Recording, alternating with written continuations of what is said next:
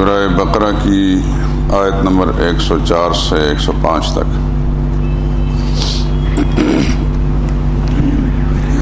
اعوذ باللہ من الشیطان الرجیم، بسم اللہ الرحمن الرحیم۔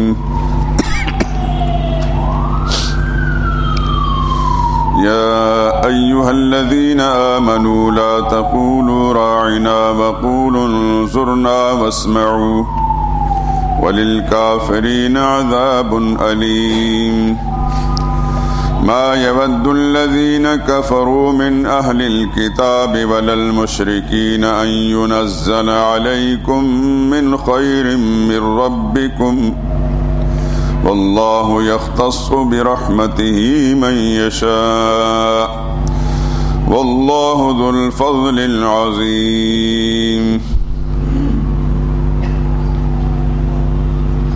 يا أيها الذين آمنوا اے ایمان والو، لا تقولوا راعنا، مت کہو تم راعنا، وقولوا انظرنا، اور کہا کرو انظرنا، واسمعوا، اور سنتے رہو، وَلِلْكَافِرِينَ عَذَابٌ أَلِيمٌ، اور کافروں کے لیے دردناک سزا ہے۔ مَا يَوَدُّ الَّذِينَ كَفَرُوا، دل نہیں چاہتا ان کافروں کا، من اہل الکتاب، اہل کتاب میں سے، ولا المشرکین، اور نہ ہی مشرکوں کا، ان ینزل علیکم، کہ اترے تم پر، من خیر، کوئی بھلائی، من ربکم، تمہارے رب کی طرف سے، واللہ یختص برحمتہ من یشاء، اور اللہ مخصوص کر لیتا ہے اپنی مہربانی جس کے لیے چاہے، واللہ ذو الفضل العظیم، اور اللہ تو بڑے فضل والا ہے۔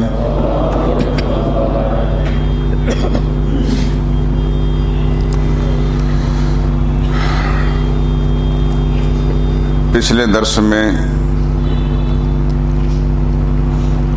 وما انزل علی الملکین ہاروت و ماروت، ہاروت اور ماروت دو فرشتوں کا ذکر ہوا کہ انہیں بھی جادو کا علم سکھایا گیا تھا، لیکن جادو کی تعلیم دینے کے لیے نہیں، بلکہ معجزہ اور جادو میں فرق بتانے کے لیے اللہ پاک نے بطور آزمائش ان کو زمین پر بابل شہر میں اتارا۔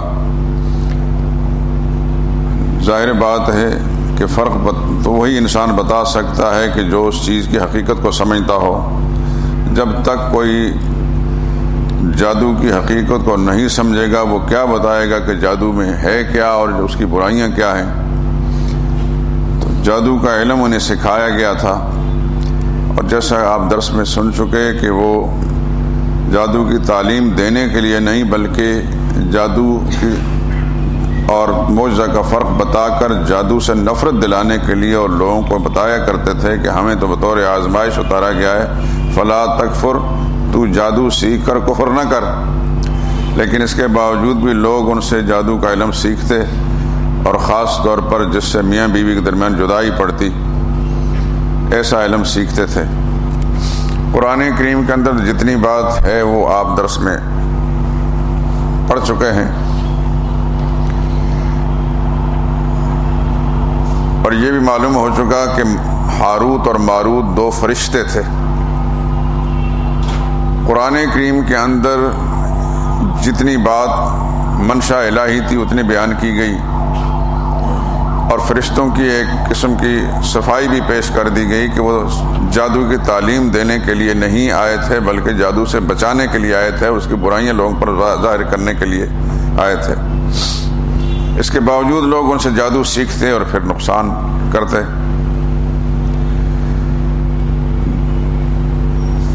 ہماری تفسیر کی کتابوں میں کچھ ایسی کہانیاں بعض اہل تفسیر نے لکھ دی ہیں کہ ان کو سن کر ایک منصف مزاج اور کتاب و سنت کے اصولوں پر نظر رکھنے والا انسان حیران رہ جاتا ہے کہ یہ اتنے بڑے بڑے لوگ، ان کو کیا ضرورت پڑی تھی اس قسم کی فضول باتیں لکھنے کی، جس سے قرآن کریم کے اصولوں کی بھی نفی ہوتی ہے۔ خاص طور پر اللہ نے جو ملائکہ کرام کی صفائی پیش کی ہے اس کے بھی خلاف بات پڑتی ہے۔ لکھا ہے کہ، اور ظاہر بات ہے کہ یہ بات بھی یہودیوں کی پھیلائی ہوتی ہے، ملائکہ کرام نے اللہ تعالیٰ سے عرض کی کہ یا اللہ، زمین پر آپ کی مخلوق جو انسان آپ نے بسائے ہیں یہ بڑا جرم کرتے ہیں، بہت گناہ کرتے ہیں، غلط لوگ ہیں، برے لوگ ہیں۔ اللہ نے فرمایا کہ میں نے اس مخلوق کو پیدا کیا ہے، اس کے اندر ہر قسم کی صفات رکھی ہیں، قوت غضبیہ بھی ہے اور شہوانیہ بھی ہے، اس لیے جو ان پر قابو پا لیتا ہے وہ مقبول بندہ بنتا ہے، اور جو ان سے مغلوب ہو جاتا ہے پھر وہ گناہ گار ہوتا ہے۔ سبھی تو ایسے نہیں ہیں، آخر انبیاء اکرام علیہ الصلوۃ والسلام تو انسان ہیں اور ان کے اندر بھی یہ ساری چیزیں ہیں، لیکن وہ یہ ساری بری خصلتیں ہیں، وہ مغلوب ہے، اور انبیاء اکرام کے اندر خیر کی خصلت غالب ہے۔ اس طرح انبیاء کے نقش قدم پر چلنے والے جتنے بھی لوگ ہیں ان کا معاملہ بھی ایسا ہے۔ البتہ جنہوں نے نبیوں کا نقش قدم سے ہٹ کر غلط راستہ اختیار کیا، شہوانی جو جذبات ہیں ان سے مغلوب ہوئے، تو پھر ان سے گناہ بھی ہوتے ہیں۔ ملائکہ کرام سے اللہ نے فرمایا کہ تمہارے اندر بھی اگر یہ خصلت رکھی ہوتی تو تم بھی ایسے ہی ہوتے۔ یعنی یہ وہ کہانی جو میں سنا رہا ہوں آپ کو، ایسی بات لکھی ہے۔ ملائکہ کرام نے کہا یا اللہ، ایسا نہیں ہو سکتا کہ ہم ایسا غلط کام کریں۔ اللہ نے فرمایا کہ تم ایسا کرو، فرشتوں میں سے کوئی 2 آدمی منتخب کر لو، 2 فرشتے منتخب کر لو، پھر میں زمین پر اتارتا ہوں اور ان کے اندر یہ صفت رکھتا ہوں، پھر دیکھتے ہیں وہ کتنا بچتے ہیں۔ چنانچہ انہوں نے 2 فرشتوں کو منتخب کیا، ہاروت اور ماروت کو۔ اللہ نے ان کو زمین پر اتار دیا بابل شہر کے اندر، اور ان کے اندر قوت شہوانیہ جو انسانوں کے اندر تھیں، نفسانی خواہشات بھی رکھ دیں، اور جادو کا علم بھی ان کو بتا دیا گیا۔ وہ زمین پر جب آئے، چونکہ یہ اللہ تعالیٰ کی طرف سے ایک آزمائش تھی، اور ملائکہ کرام کو یہ بتانا تھا کہ بھائی تمہاری اگر عصمت ہے، پاک دامنی ہے، تو یہ تمہارا ذاتی کمال نہیں، اللہ کی مہربانی ہے، اور اللہ کی مہربانی جب ہٹ جاتی ہیں تو چاہے کتنا بڑا کتنا پاک دامن کیوں نہ ہو، وہ جرم اور گناہ میں مبتلا ہو جاتا ہے۔ ان فرشتوں نے جب ان کے اندر انسانی خصلتیں اور وہ ساری خصوصیات آ گئیں، انسانی شکل میں ان کو اتارا گیا، تو بابل شہر کے اندر ایک طوائف تھی بہت خوبصورت، زہرہ اس کا نام تھا۔ اس کو گزرتے ان فرشتوں نے دیکھا تو یہ اس پر فریفتہ ہو گئے، اور پھر کسی نہ کسی طریقے سے اس کے ساتھ رابطہ کرنے میں کامیاب ہو گئے، اور اتنی حسینہ تھی، اتنی خوبصورت تھی کہ انہوں نے نفسانی خواہشات پوری کرنے کی ان سے خواہش مطالبہ کیا۔ تو اس نے یہ شرط رکھی کہ پہلی بات یہ ہے کہ تمہارے پاس جو اسم اعظم ہے مجھے سکھاؤ گے تو میں اپنے نفس پر قابو دینے کے لیے تیار رہوں گی۔ دوسری بات یہ کہ میرا شوہر ہے، اس کے ہوتے ہوئے تو آپ مجھ سے اپنی ضرورت مطلب پورا نہیں کر سکتے، اس کو قتل کرو گے۔ تو انہوں نے پہلی شرط منظور کر لی کہ اسم اعظم سکھا دیں گے، لیکن قتل کرنے سے باز آئے۔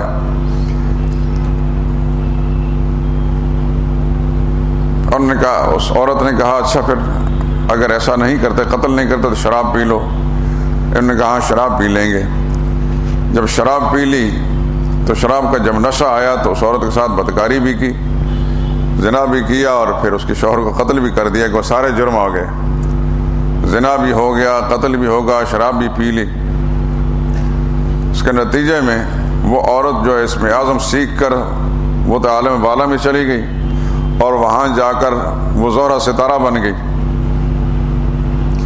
اور ان کو ان کے جرم کی سزا کے طور پر اللہ تعالیٰ نے بابل کے کنویں کے اندر الٹا لٹکا دیا اور وہ سزا بھگت رہے ہیں۔ چنانچہ بعض کتابوں کے اندر یہ ایک واقعہ بھی لکھا ہے، خلیفہ عبد الملک بن مروان کے پاس کوئی صاحب گئے تو دیکھا کہ ایک نوجوان ان کے تخت پر بیٹھا ہے۔ آنے والے آدمی کو حیرت ہوئی کہ خلیفہ کے پاس اتنا مقرب بن کر کون بیٹھ سکتا ہے،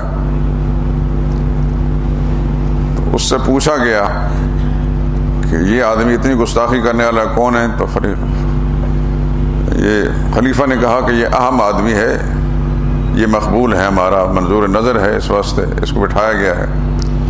اس سے جب پوچھا گیا کہ کیا معاملہ ہے تمہارے مقبول ہونے کا، تو اس نے یہ بتایا کہ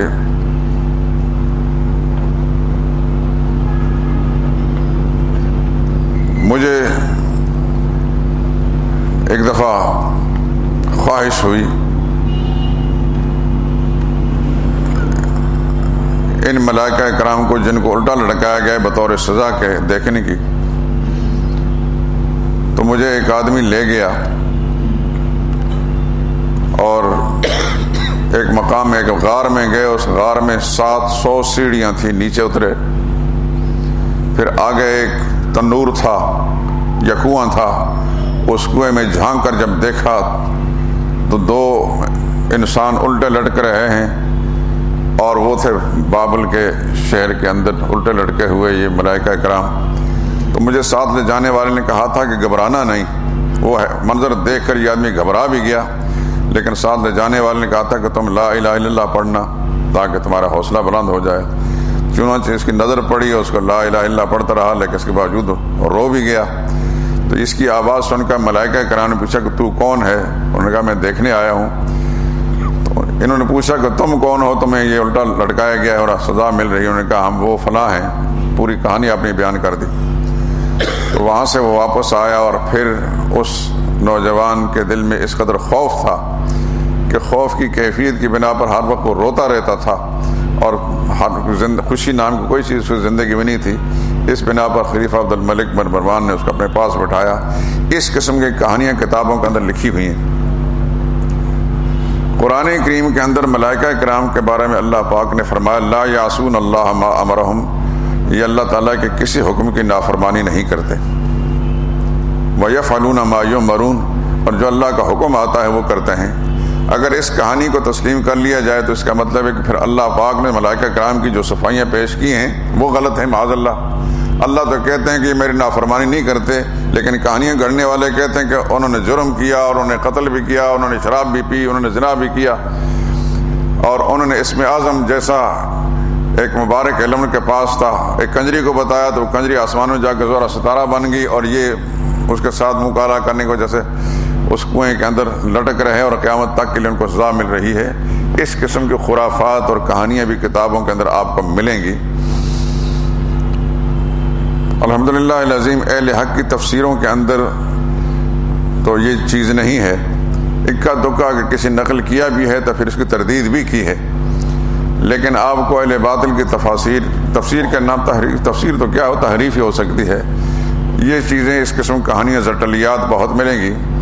شاہ عبد القادر محدث دہلوی رحمۃ اللہ تعالی علیہ کے نام پر تفسیر موضح القرآن کے نام سے بازاروں کے اندر کے کتاب ملتی ہے، اور اس کے اندر یہ خرافات بھی موجود ہیں، لیکن اہل تحقیق یہ بتاتے ہیں کہ شاہ عبد القادر رحمہ اللہ نے تفسیر نہیں لکھی، ترجمہ لکھا ہے، اور مختصر حواشی، بہت مختصر حواشی ہیں، وہ تاج کمپنی والوں نے چھاپ دیے ہیں مختصر حواشی۔ اور تفسیر جواہر القرآن میں حضرت شیخ القرآن رحمہ اللہ تعالیٰ نے اصل موضح القرآن کے جو مختصر حواشی تھے وہ بھی اس کے حاشیے پر نقل کر دیے ہیں، لیکن ان کے اندر اس قسم خرافات بالکل نہیں ہیں۔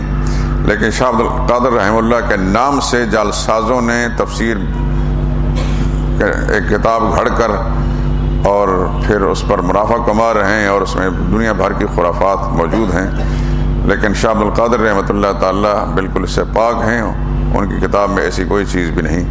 بہرحال ہو سکتا ہے کہ آپ حضرات نے کہیں پڑھا بھی ہو یا کسی سے سنا ہو، تو اس وقت میں نے تھوڑا سا بیان کر کے تو تردید کر رہا ہوں۔ یہ بات بالکل غلط ہے، اللہ کے انتخاب پھر اس پر اعتراض آتا ہے کہ اللہ تعالیٰ صفائیاں پیش کر رہے ہیں کہ لا یعصون اللہ ما امرہم، فرشتے اللہ پاک کے کسی حکم کی نافرمانی نہیں کرتے۔ یہ کہانی بتا رہی ہے کہ وہ اللہ کے نافرمان تھے۔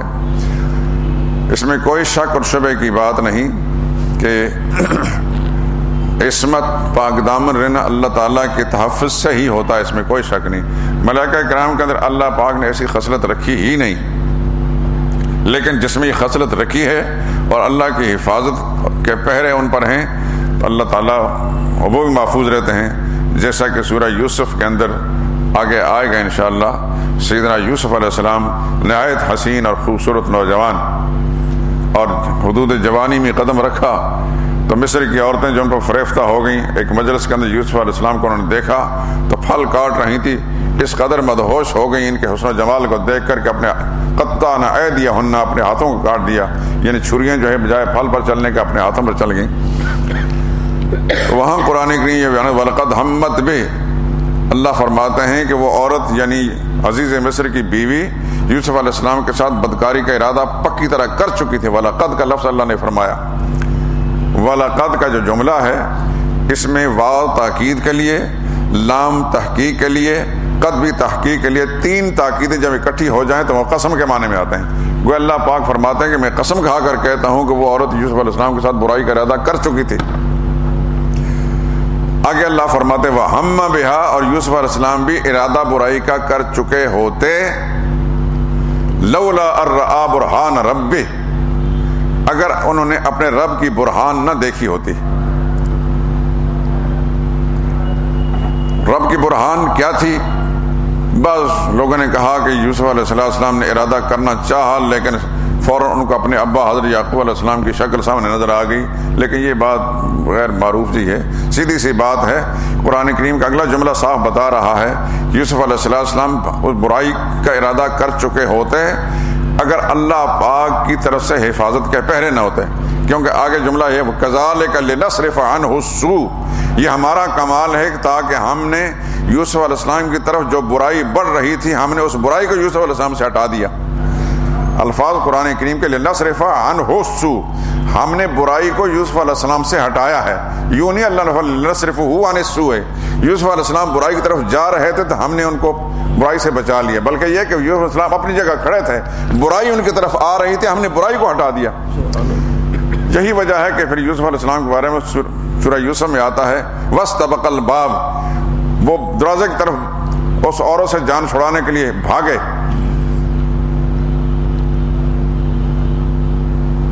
اس عورت نے دروازے بند کر رکھے تھے لیکن دروازے کھلتے گئے۔ یہ اللہ پاک ایک تکوینی نظام تھا، تاکہ بھاگتے بھاگتے آخری دروازے پر جب پہنچے الفیا سیدہا لدى الباب، آگے یوسف علیہ السلام ہیں، اس عورت نے پیچھے سے پکڑنے کی کوشش کی تو پکڑنے میں چھینا جھپٹی کے اندر یوسف علیہ السلام کا کرتا پیچھے سے پھٹ بھی گیا، لیکن ان کے قابو میں نہ آئے۔ دروازے جب پر پہنچے، دروازے سے نکلنا چاہتے، دیکھا تو عزیز مصر واپس دروازے میں داخل ہو رہا تھا، وہ عورت بھی ہانپتی کانپتی وہاں پہنچ گئی۔ تو ظاہر ہے کہ دونوں کی کیفیت بڑی عجیب تھی۔ تو عورت اپنی روایتی چرب لسانی کی بنا پر چلتر تو ہوتی ہیں اکثر بیشتر، خصوصاً بیگمات، بڑے گھرانوں کی جو عورتیں ہوتی جن کو بیگم صاحبہ کہتے ہیں، تو وہ تو پھر بڑی چرب لسان بھی ہوتی ہیں۔ اس نے فوری طور پر قالت ما جزاء من اراد باہلک بسوء، کہنے لگی کہ میرے آقا، میرے سرتاج، یہ جو لڑکا ہے، یہ نوجوان جو آپ نے گھر کے اندر رکھا ہے، اس نے میری عزت لوٹنے کی کوشش کی ہے، تو آپ کے خیال میں اس کی سزا کیا ہونے چاہیے؟ میں تو سمجھتی ہوں کہ اس کو جیل میں ڈال دیا جائے۔ ذرا آپ آیتیں اپنی آنکھوں سے دیکھ ہی لیں تاکہ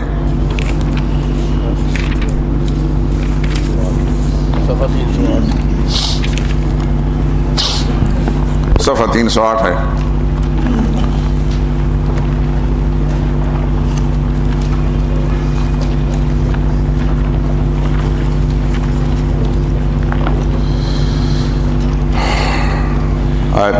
24 ہے، 24-25 سے لے کر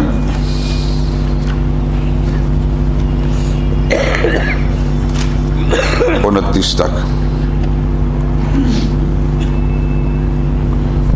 بلکہ آیت نمبر 23 بھی ہے، وراودته التي هو في بيتها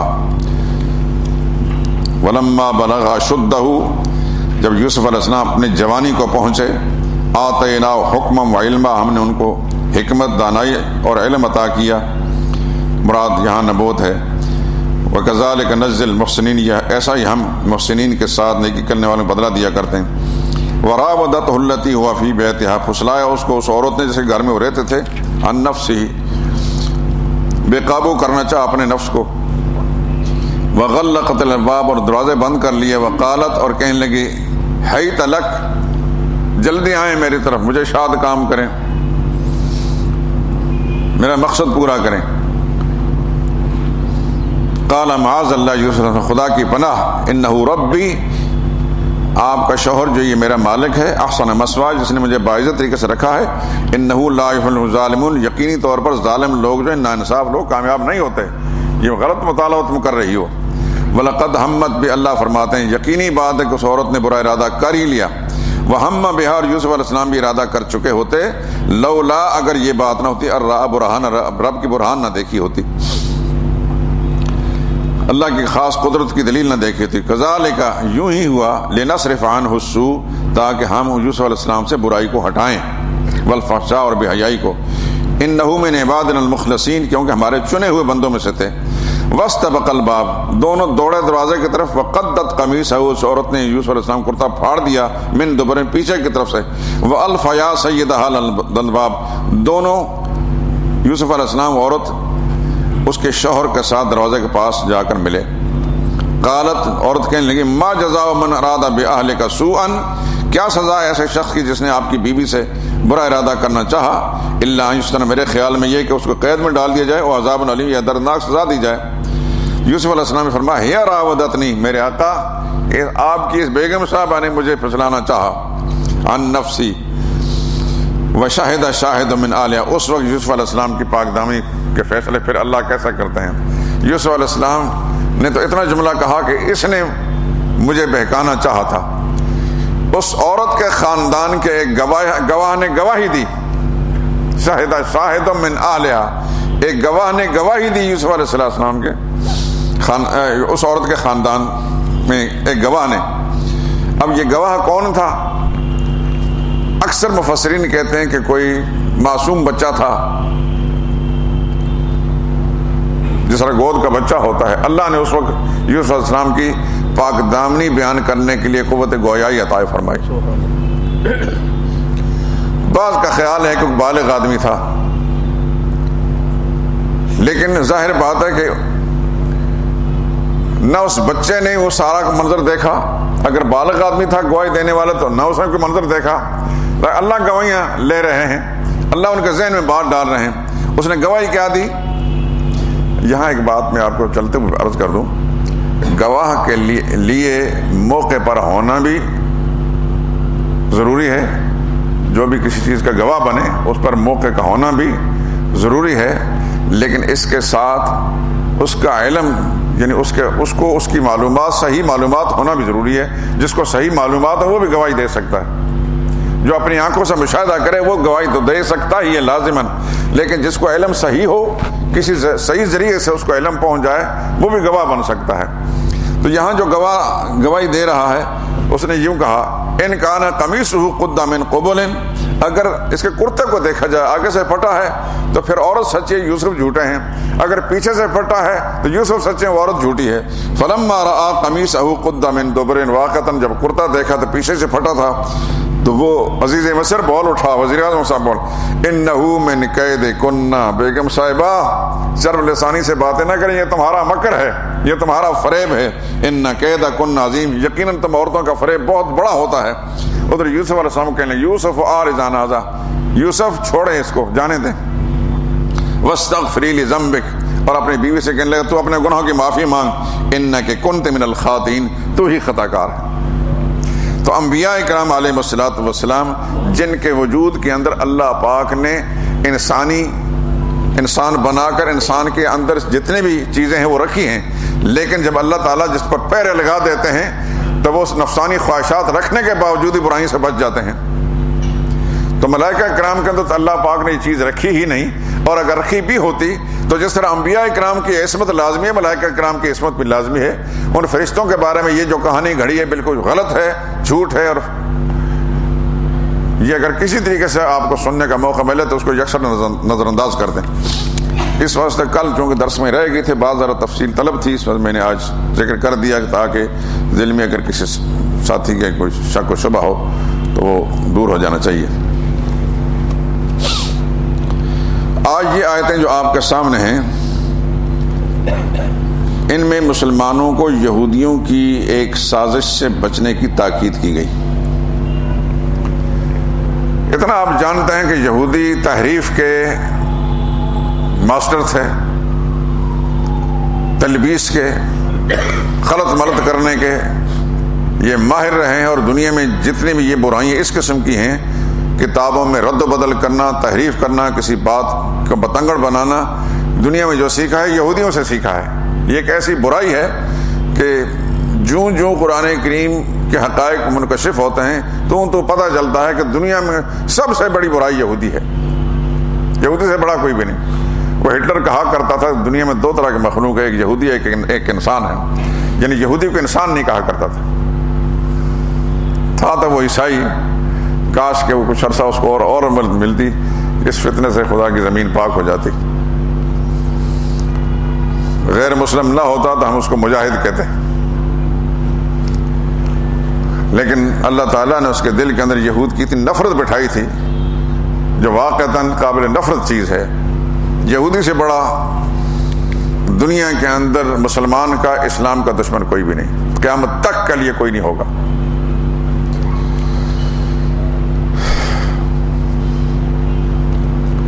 آپ قرآن کریم کی آیت لا تجدن اشد الناس عداوۃ للذین آمنوا اليہود والذین اشرکوا، قاری صاحب یہ کہاں ہے آیت؟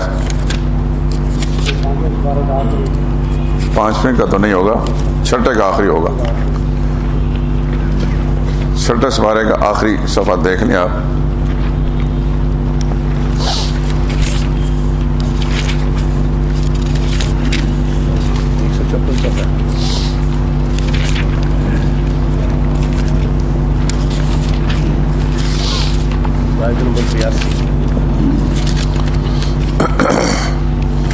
صفحہ 156 ہے، آخری 4 سطریں، آیت نمبر 82۔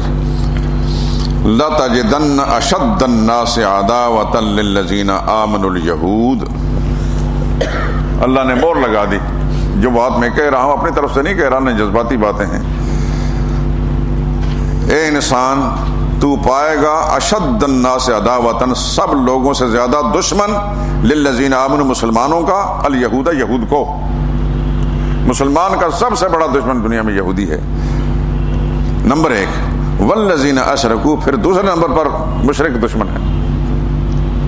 ولا تجدنہم اقربہم مودۃ للذین آمنوا الذین قالوا انا نصارى، البتہ تم مسلمانوں کے قریب ان لوگوں کو پاؤ گے جو اپنے آپ کو نصارہ کہتے ہیں، عیسائی۔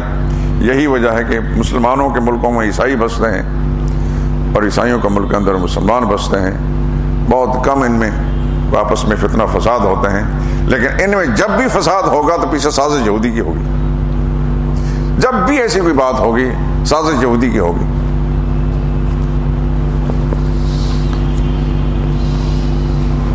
تو قرآن کریم نے تو مور لگا دی کہ مسلمان کا سب سے بڑا دشمن یہودی ہے۔ تو یہ تحریف کے قائل تھے، انہوں نے جب سوچا کہ مسلمانوں کو براہ راست تو مشرک بنانے سے ہم رہے، اس میں تو کامیاب نہیں ہو سکتے، البتہ ان کے اندر کوئی ایسی باتیں داخل کی جائیں کہ جو غیر ارادی، غیر شعوری طور پر ان کے عقائد کو، نظریات کو برباد کر دیں۔ اور وہ یوں تھا کہ حضور صلی اللہ علیہ وسلم کے مجلس میں بیٹھنے والے صحابہ اکرام جب حضور کو اپنے طرف متوجہ کرتے تو کبھی کبھی جملہ کہہ دیتا رائنا، ہماری طرف ذرا توجہ فرمائیں، ہماری بات سنیے۔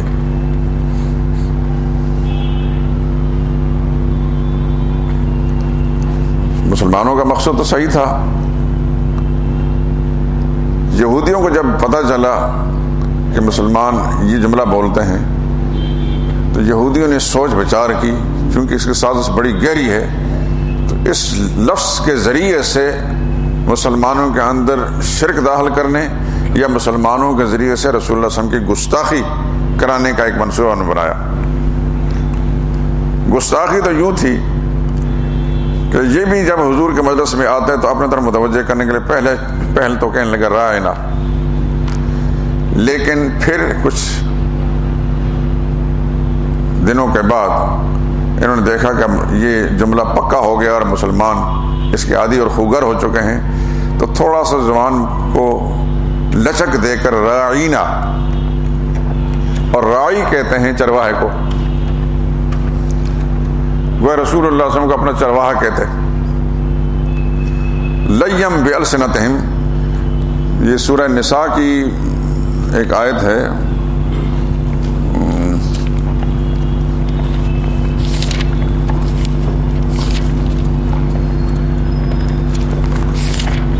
غالباً آیت نمبر 58 ہے، نہیں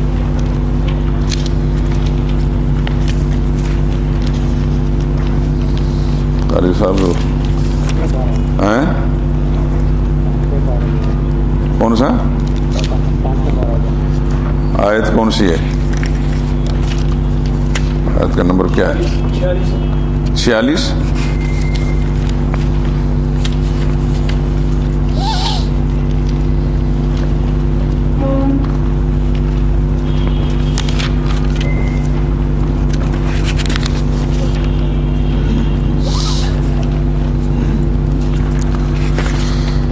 ہاں جی، صفحہ 109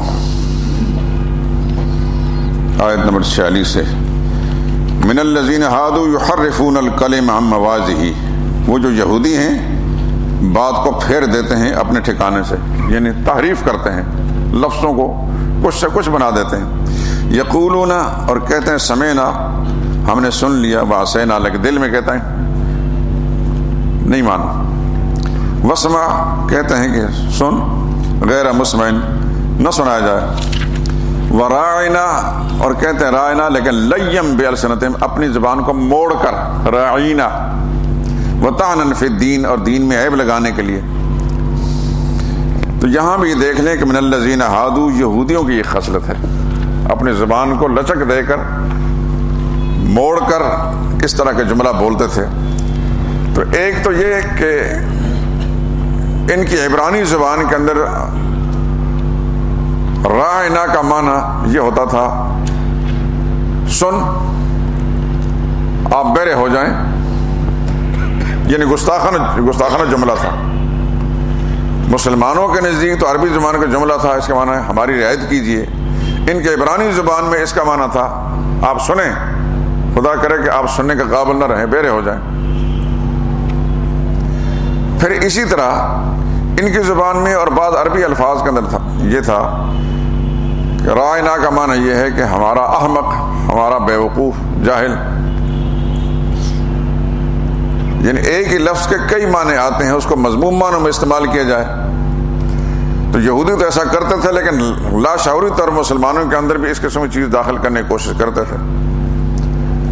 تو پھر اللہ پاک نے مسلمانوں کو یہ جملہ کہنے سے روک دیا، یا ایھا الذین آمنوا لا تقولوا رائنا، یہ جملہ ہی نہ کہو، کہ اس کی آڑ لے کر مسلمانوں کے اندر برائیاں داخل کریں اور رسول اللہ صلی اللہ علیہ وسلم کی شان میں گستاخی کریں.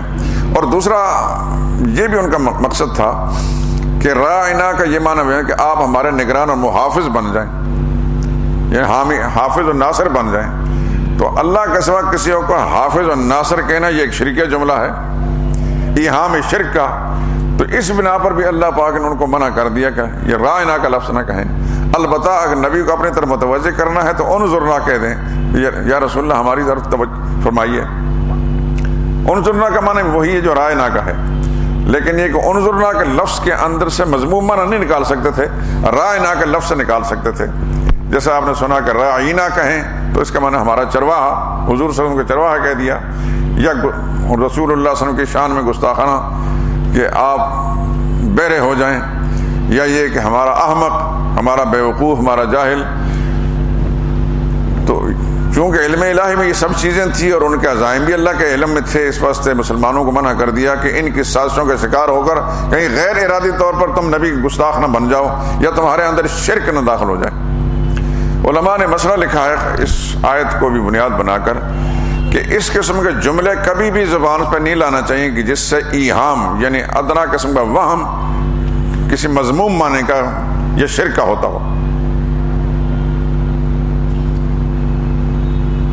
جیسے کہ ہمارے زمانے کے اندر یا رسول اللہ، اب صحابہ کرام جو سامنے تھے نبی کریم صلی اللہ علیہ وسلم کے، اگر حضور کو مخاطب کر کے یا رسول اللہ کہتے تھے کوئی حرج کی بات نہیں تھی، لیکن آج کا کوئی آدمی یا رسول اللہ کا لفظ بولتا ہے تو اس میں ایہام ہے شرک کا، وہ رسول اللہ صلی اللہ علیہ وسلم کو حاضر ناظر سمجھتا ہے۔ تو حاضر ناظر تو صرف رب العالمین ہے، یا اللہ کہہ سکتے ہیں کہ اللہ تعالیٰ دیکھ بھی رہے ہیں اور سن بھی رہے ہیں، لیکن رسول اللہ صلی اللہ علیہ وسلم نہ حاضر ہیں نہ ناظر ہیں، اس وجہ سے یا رسول اللہ کا لفظ جو ہے اس میں ایہام شرک کا ہے۔ کوئی یا علی مدد کہتا ہے یا غوث اعظم کہتا ہے تو اس میں ایہام ہے شرک کا، یا پیر دستگیر۔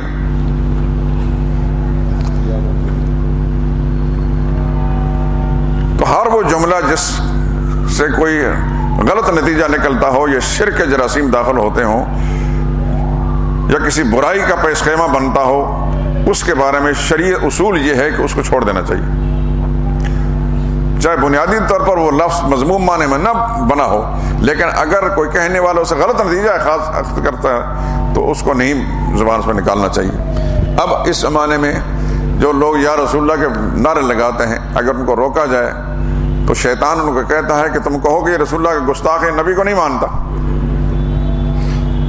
ان بدبختوں کو شیطان یہ وسوسہ دیتا ہے کہ یہ نبی کا گستاخ ہے، نبی گستاخ پر خدا کی لعنت ہو، ایسے سوچنے والے پر خدا کی لعنت ہو۔ لیکن یہ جملہ حضور صلی اللہ علیہ وسلم کے سامنے بولا جاتا جب نبی کریم صلی اللہ علیہ وسلم نظر آ رہے ہوتے تھے، پھر تو بولنا جائز صحابہ کرام تھے، لیکن حضور صلی اللہ علیہ وسلم اپنے روضہ اطہر میں قبر مبارک میں ہیں، تم ہزاروں میل دور بیٹھے ہو، یہاں جو پکارو گے یا رسول اللہ کہو گے، لازماً تم ان کو حاضر ناظر سمجھو گے اور اللہ تعالیٰ کے حاضر ناظر والی صفت میں شریک سمجھ کر تم شرک کے مرتکب ہو گے۔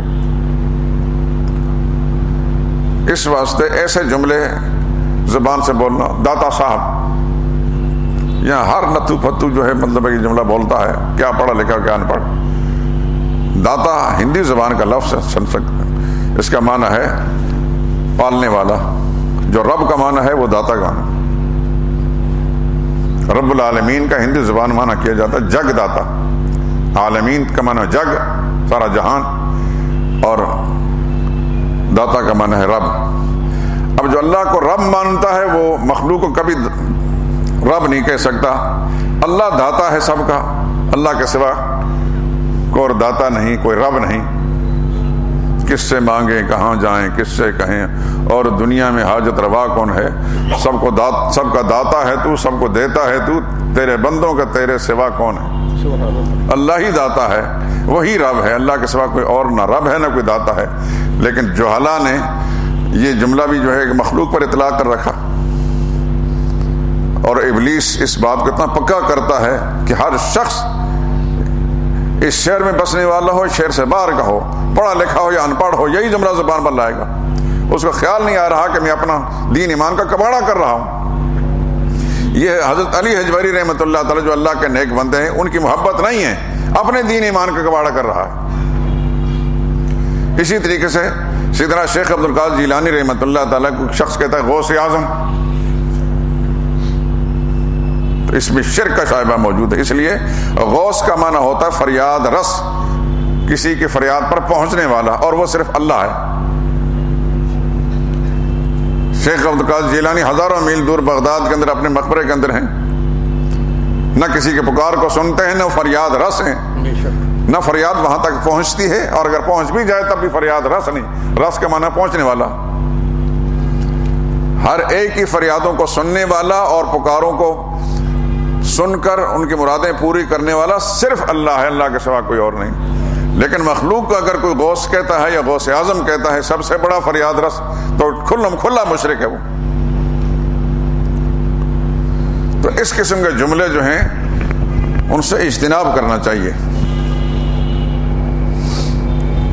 غیر ارادی غیر شعوری طور پر بھی اگر نکلے تو اللہ تعالیٰ سے معافی مانگے، توبہ کرے، اور آپ کے سامنے اگر کوئی دوسرا بولتا ہے تو حکمت عملی کے ساتھ اس کو شرک سے بچائیں کہ تو نے یہ جملہ زبان سے بولا ہے، ذرا غور بھی کیا ہے کہ اس کا معنی کیا ہے؟ جو داتا کہتا ہے اس سے پوچھیں گے، تمہیں پتہ ہے کس زبان کا لفظ ہے؟ یہ اردو کا لفظ ہے نہیں، اردو کی ڈکشنری تلاش کر کے دیکھ لی جائیں، اس میں اردو کا لفظ نہیں ہے، یہ ہندی زبان کا لفظ ہے، اور ہندی زبان میں داتا رب کو کہتے ہیں۔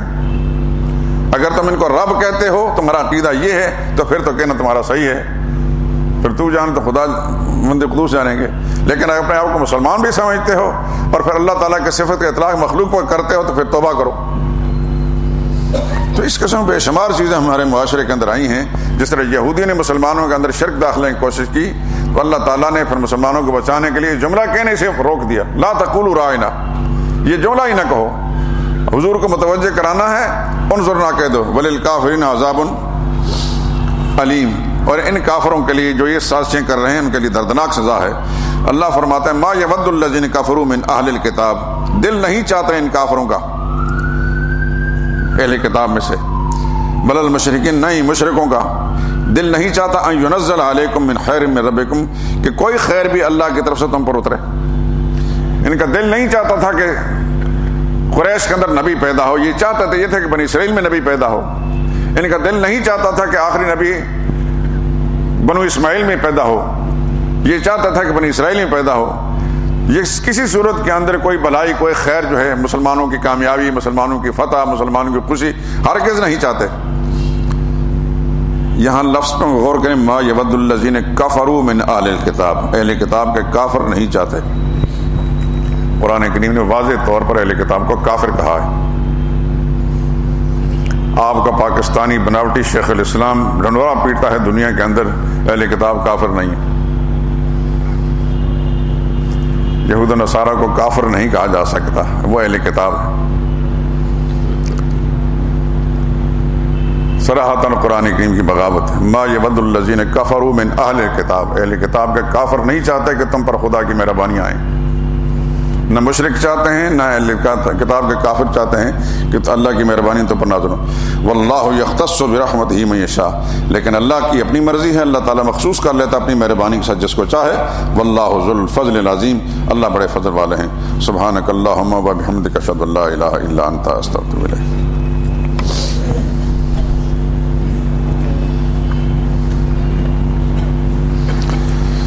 ہٹلر کا یہ جملہ کسی دوست نے لکھا ہے کہ میں دنیا کے سارے یہودی قتل کر سکتا تھا لیکن کچھ چھوڑ دیے، فقط اس لیے کہ دنیا کو معلوم ہو سکے کہ میں یہودیوں کو کیوں مارنا چاہتا ہوں۔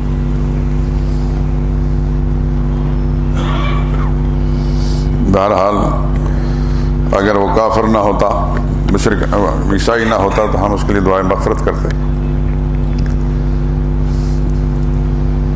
لیکن اس میں کوئی شک نہیں کہ وہ ایک بڑا دلیر اور بہادر انسان تھا، اور دنیا کی سب سے بڑی برائی جو ہے اس کو پہچان گیا اور اس کو ختم کرنے کی اس نے کوشش کی۔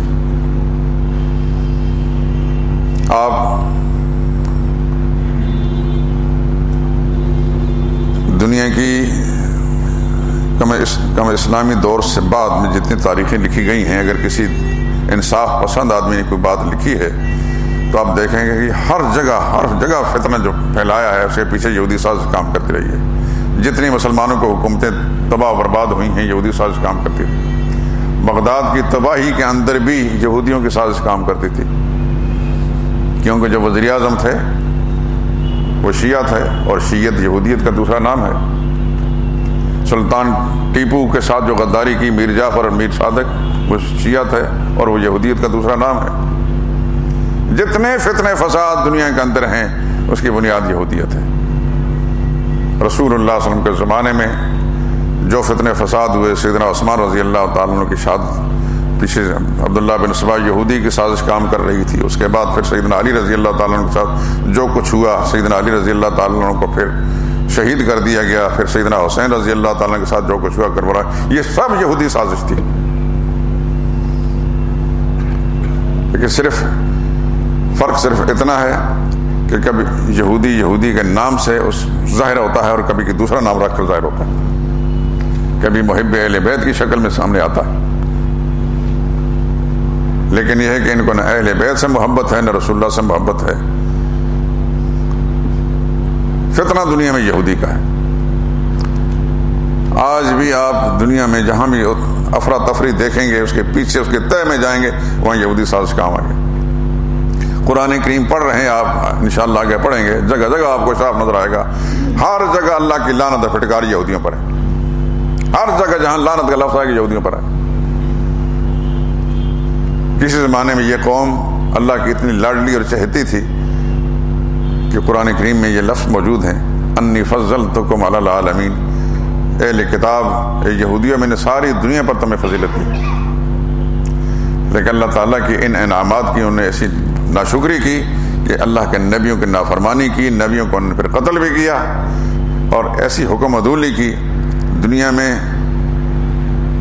سودی کاروبار واخذہم الربا، قرآن کریم میں کہ یہ یہودی سودی کاروبار کرتے تھے، یہ بھی اس کے بانی بھی یہی ہے۔ جتنی برائیاں ہیں دنیا میں اس کے بانی یہی ہیں۔ فبما نقضہم میثاقہم لعناہم، ان کی عہد شکنیوں پر ہم نے ان پر لعنت پھٹکار بھیجی۔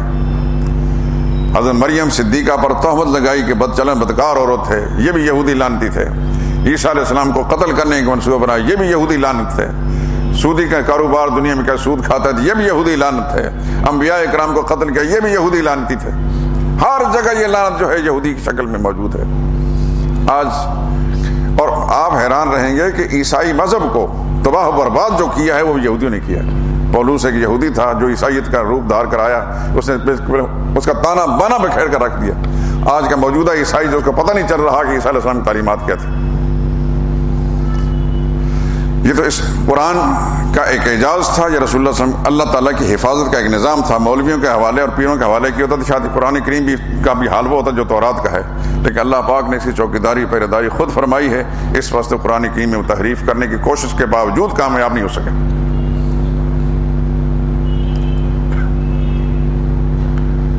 قرآن کریم کے اندر تحریف کرنے کی بڑی انہوں نے کوشش کی، الفاظ نہیں بدل سکے، معنی بدلنے کی بڑی کوشش کی، اور ان کے ایجنٹ اور ان کے کارندے ہر جگہ کے اندر کام کر رہے ہیں۔ آپ کے اپنے ملک کے اندر ایسے لوگ موجود ہیں مختلف ناموں کے ساتھ، آیات کچھ ہوں گی، ان کا ترجمہ کچھ بھی کریں گے، لیکن یہ قرآن کا اعجاز ہے، اسلام کا اعجاز ہے کہ کوئی جعلساز کچھ بھی کرے، سچائی پھر دنیا میں ظاہر ہو کر رہتی ہے، اور انشاءاللہ ظاہر ہوتی رہے گی قیامت تک کے لیے، انشاءاللہ یہ سلسلہ جاری رہے گا۔ الحمدللہ رب العالمین، اللہم صلی علی محمد وعلی آل محمد وبارک وسلم۔ یا اللہ قرآن کریم کے نور سے ہمارے دل و دماغ کو منور فرما، اس کی تعلیمات سے ہمارے گھروں کو آباد فرما، ہمارا بیٹھنا بیان کرنا سننا یا اللہ قبول فرما دے۔ اے اللہ ہمارے جتنے رفقاء درس ہیں سب کے دل و دماغ کو قرآن کے نور کے لیے کھول دے، اور اس سے اپنے دل و دماغ کو منور کر کے یا اللہ اس نور کو دنیا پھیلانے کی سب کو توفیق عطا فرما۔